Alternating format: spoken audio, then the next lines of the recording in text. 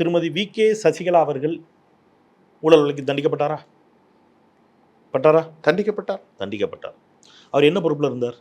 எந்த பொறுப்பிலும் இல்லை. எந்த பொறுப்பிலும் இல்லாமல் எப்படி தண்டிக்கப்பட்டார்? அதுதான் கேள்வி.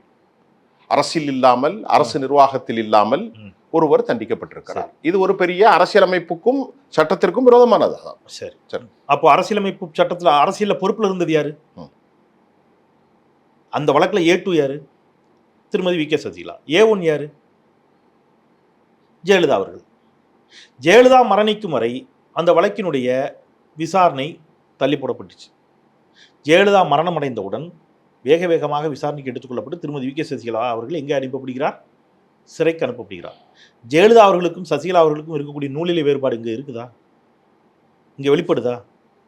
இந்த நூலிலை வேறுபாடு தான் நீங்கள் சொல்கிற ஊழலில் இந்தியா முழுக்க பார்வையாக வைக்கப்படுகிறது. அப்படி என்றால் 2 பார்வை. அப்படி என்றால் நான் முடிச்சிடறேன். இங்கே எல்லா கட்சிகளின் மீதும் ஊழல் குற்றச்சாட்டுகள் இருக்கிறது.